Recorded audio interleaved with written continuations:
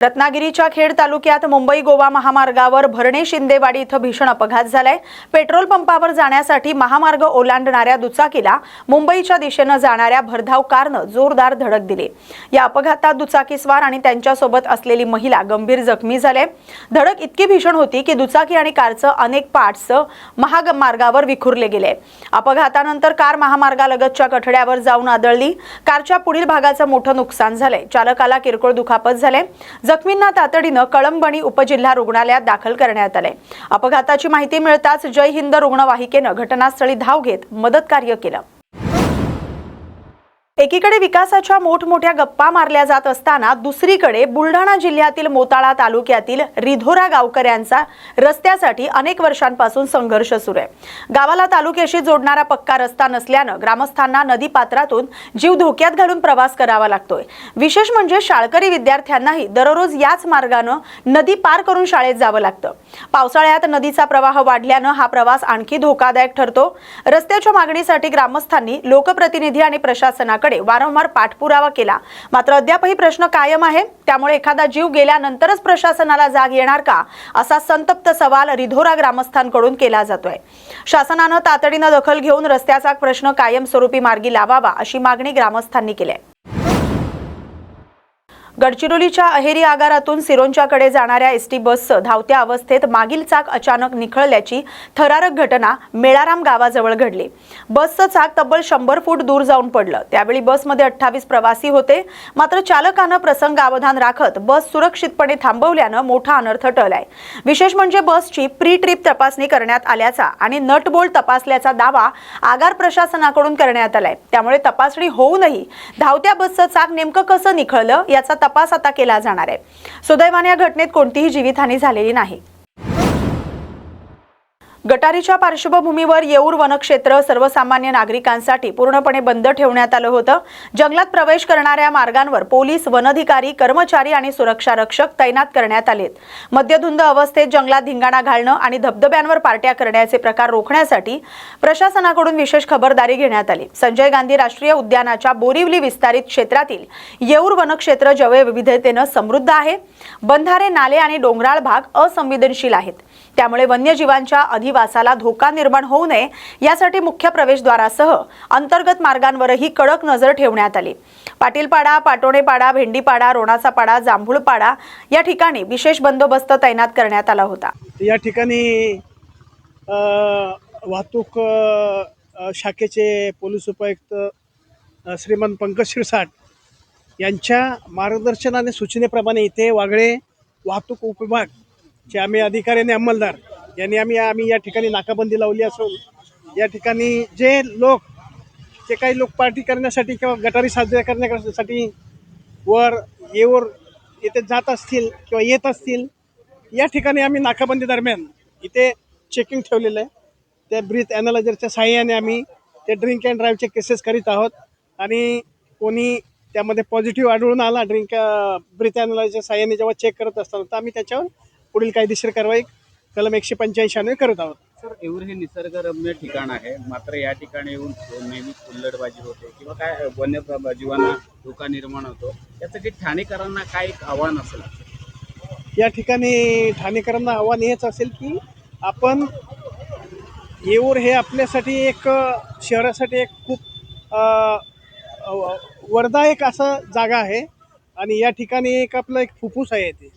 त्या ठिकाणी आपण पर्यावरणाचं रक्षण करणं, त्या ठिकाणचे जे वनस्पती आहेत त्यांचं रक्षण करणं या ठिकाणी खूप महत्त्वाचं आहे आणि नागरिकांनी जे काय आहे ते पर्यावरणाच्या हिताच्या दृष्टिकोनातून जे काय योग्य प्रकारे वर्तन करावं।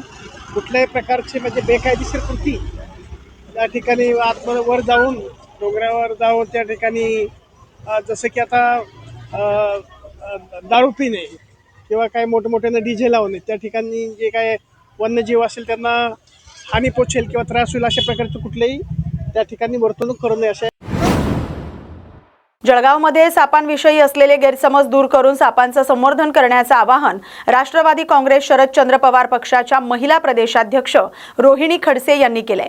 साप म्हटलं की अनेकांच्या मनात भीती निर्माण होते, मात्र प्रत्येक साप हा विषारी नसतो. बिनविषारी साप शेतातील उंदीर आणि पिकांचं नुकसान करणाऱ्या जीवांवर नियंत्रण ठेवत असतो. ते शेतकरी आणि पर्यावरणासाठी उपयुक्त असल्याचं रोहिणी खडसे यांनी सांगितलंय. एका सापाची माहिती देताना त्यांनी हा बिनविषारी साप असल्याचं सांगितलंय. सापांची योग्य ओळख नसल्यानं केवळ भीतीपोटी त्यांना मारलं जातं. त्यामुळे साप दिसल्यानंतर घाबरून न जाता त्यांना मारू नये, सर्पमित्रांची मदत घ्यावी असं आवाहन रोहिणी खडसे यांनी केलंय. सोलापूर जिल्ह्यातील अक्कलकोट तालुक्यातील बबलाद गावात जिल्हा परिषद शाळेतील स्लॅबचा काही भाग कोसळल्याची धक्कादायक घटना घडली. शाळेची इमारत सुमारे 25 वर्ष जुनी आहे. स्लॅबचा थर विद्यार्थ्यांच्या अंगावर पडल्यानं 13 विद्यार्थी जखमी झाले. ही घटना दुपारच्या सुमारास घडली. स्लॅबचा थर कोसळताच शाळेत एकच गोंधळ उडाला. घटनेची माहिती मिळताच रुग्णवाहिकेसह जिल्हा परिषदेचे अधिकारी घटनास्थळी दाखल झाले. जखमी विद्यार्थ्यांना तातडीनं प्राथमिक उपचार देण्यात आले. उपचारानंतर त्यांना घरी सोडण्यात आल्याची माहिती आहे. दरम्यान शाळेच्या जुन्या इमारतीच्या सुरक्षेचा प्रश्न या घटनेमुळे पुन्हा एकदा ऐरणीवर आलाय. विद्यार्थ्यांच्या सुरक्षेच्या दृष्टीनं प्रशासनाकडून पुढील उपाययोजना काय केल्या जातात याकडे पालकांचं लक्ष लागलंय. कोल्हापुरात विकास कामांवरून शिवसेना ठाकरे गटानं आमदार राजेश क्षीरसागर यांच्यावर गंभीर आरोप केलेत. क्षीरसागर हे मोठा गाजावाजा करत विकास कामं केल्याचा दावा करत असले तरी गेल्या 12 वर्षात त्यांच्या मतदारसंघात कोणतीही ठोस विकास कामं झालेली नाहीत, असा आरोप ठाकरे गटाचे उपनेते संजय पवार यांनी केलाय. कोल्हापुरातील उत्तर विधानसभा मतदारसंघातील विकास कामांवरून ठाकरे गटानं पत्रकार परिषद घेत राजेश क्षीरसागर यांच्या राजीनाम्याची मागणी केली आहे. जनतेची फसवणूक केल्याचा आरोपही संजय पवार यांनी केला. दरम्यान या आरोपांवर आमदार राजेश क्षीरसागर यांची भूमिका अद्याप समोर आलेली नाही. कोल्हापूर विधानसभा मतदारसंघातील आमदार माननीय राजेश क्षीरसागर यांनी राजीनामा द्यावा. कारण गेली 12 वर्षे ते आमदार आहेत आणि राज्य निवडणूक मंडळाचे ते अध्यक्ष आणि कॅबिनेट दर्जा आहे. आणि आता जाहिराती बघतोय, मोठमोठ्या जाहिराती बघतोय, सगळं जिल्ह्यातलं जे काय केले ते मीच केले अशा पद्धतीने ते कार्यरत आहेत. परंतु मूलभूत सुविधा ज्या आमच्या हक्काच्या आहेत त्या हक्काच्या मूलभूत सुविधा ज्या गेली 12 वर्षांमध्ये मिळाल्या नाहीत आणि म्हणून आम्ही त्यांचा राजीनामा मागतोय. काय पाहिजे नागरिकांना? चांगलं स्वच्छ मुबलक पाणी, कचरा उठाव, कचऱ्याची निर्गत झाली पाहिजे, दिवाबत्ती पाहिजे आणि आरोग्य सेवा पाहिजे, बगीचे, क्रीडांगण, ह्या मूलभूत सुविधा तुम्ही आम्हाला देणार नसाल आणि चांगले दर्जा रस्ते पाहिजेत आम्हाला, ते तुम्ही दिले का? तर नाही दिले. नुसतं लढ मन म्हणून लोकांना फसवण्याचं तुम्ही काम केलेलं आहे. जनतेची दिशाभूल केलेली आहे. ज्या पद्धतीने मातोश्रीचा तुम्ही आम्हाला विश्वासघात केला त्याच पद्धतीने आमच्या कोल्हापूरच्या मतदारांचा, ह्या मतदारांचा आणि सगळ्यांचा तुम्ही अपमान केलेला आहे आणि म्हणून तुम्ही राजीनामा द्या. तुम्ही ह्या पदावर बसण्यास योग्य नाही. काय दिलं तुम्ही? एका शब्दात तुम्ही आम्हाला सांगायला पाहिजे की होय मी 100 कोटीचे रस्ते 100 कोटी आणले, मी इथं कचरा निर्गत केली, मी दिवाबत्ती लावली. जे आम्हाला पाहिजे आहे ते तुम्ही आम्हाला देत नाही. जे नंतर करायचे विकासाच्या काम आम्ही आड आलेलो नाही, येणार पण नाही. परंतु पहिलं काय तर मूलभूत सुविधा ते तुम्ही देऊ शकलेला नाही आहात. म्हणून तुम्ही आपल्या पदाचा राजीनामा द्या अशी आज आम्ही मागणी करताय. नाही, एक आहे, मी कोल्हापूरकरांना सगळ्या विनंती करीन. आज आम्ही विचारलंय, तुम्ही तुमचं काम करताय. प्रत्येक ठिकाणी लोकप्रतिनिधी ह्याच नाही, प्रत्येक मी म्हणतोय बघा, त्या चंदगड आमदार बीजेपीचे असतील, काय तर करतायत ना मतदारसंघातलं, जमिनीसाठी काय तर आणतायत, काजूसाठी काय तर करतायत, जागा सोडतायत. एक ते काम सांगावं. तुमच्या क्लिप वेगळ्याच आम्हाला बघायला मिळत आहेत. चांगल्या क्लिप आम्हाला बघायला मिळाव्यात अशी आम्हाला अपेक्षा आहे तुम्ही आमदार म्हणून. अहो, तुम्ही काय दिलं आम्हाला हे तुम्ही सांगा ना. आणि दर्जेदार काय दिलं का? एक सुद्धा तुम्ही काय दिलं नाहीत. 12 वर्षात दिलेलं नाही आणि आता सांगताय मी करणार. 12 वर्षात तुम्ही काय केलं? नुसतं फसवण्याचं काम केलेलं आहे. ते ह्या पदावर राहणे योग्य नाहीत. त्यांनी राजीनामा देणं हे क्रमप्राप्त आहे. जळगाव जिल्ह्यात विशेष सखोल पुनरीक्षण कार्यक्रम 2026 अंतर्गत मतदार याद्यांच्या पुनरीक्षणाचं काम अंतिम टप्प्यात आलंय. 12 ऑगस्ट पर्यंत जिल्ह्यातील 98.99% कामकाज पूर्ण झालंय. जिल्ह्यात एकूण 35,52,199 मतदार आहेत. अनुपस्थित, स्थलांतरित, मयत आणि दुबार मतदारांची ASD यादी जिल्ह्याच्या अधिकृत संकेतस्थळावर प्रसिद्ध करण्यात आले. या यादीत सुमारे 4,87,389 मतदारांची नावं आहेत. त्यामुळे मतदारांनी आपलं नाव यादीत आहे का याची तपासणी करून आवश्यक असल्यास संबंधित मतदान केंद्रीय स्तरावर अधिकारी किंवा मतदार नोंदणी अधिकाऱ्यांशी संपर्क साधावा असं आवाहन जिल्हाधिकारी रोहन घुगे यांनी केले. 17 ऑगस्ट पर्यंत पुनरीक्षण प्रक्रिया पूर्ण करून 24 ऑगस्ट रोजी प्रारूप मतदार यादी प्रसिद्ध करण्यात येणार आहे. जिल्ह्यात सध्या 3677 मतदान केंद्र आहेत. मतदार संख्या लक्षात घेता आणखी 32 नवीन मतदान केंद्र निर्माण करण्याचा प्रस्ताव निवडणूक आयोगाकडे पाठवण्यात आलाय. 17 ऑगस्टला जे BLO घरोघरी भेट देत आहेत तो पूर्ण टप्पा कंप्लीट होणार आहे. त्याच्यामध्ये गणनापत्र किंवा त्याला एन्युमरेशन फॉर्म्स असं आपण म्हणतो त्यांचं कलेक्शन आणि डिजिटायझेशनची प्रक्रिया पूर्ण होणार आहे. ती सद्यस्थितीमध्ये 99% प्रक्रिया पूर्ण झालेली आहे आणि 35,000 आपले सध्या फॉर्म जे आहेत ते सद्यस्थितीत डिजिटायझेशन करण्याचे शिल्लक आहे.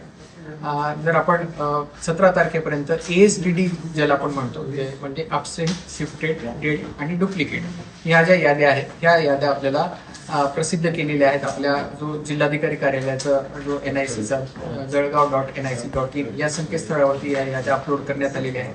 त्या मतदारसंघनिहाय याद्या अपलोड करण्यात आलेल्या आहेत. त्यामध्ये सद्यस्थितीमध्ये 4,87,000 एवढी त्याचे मतदारांची संख्या आहे जे की आपल्याला इथे आढळून आलेली नाही. तर त्या याद्या ज्या आहेत त्या यापूर्वीच आपण पॉलिटिकल पार्टीची बैठक घेऊन त्यांना देखील सांगितलेलं आहे की या याद्यांची पडताळणी करावी. BLOच्या मार्फत पण ही याद्या पडताळणी करणं सुरू आहे. BLNच्या मार्फतही या याद्या पडताळणी होत आहे.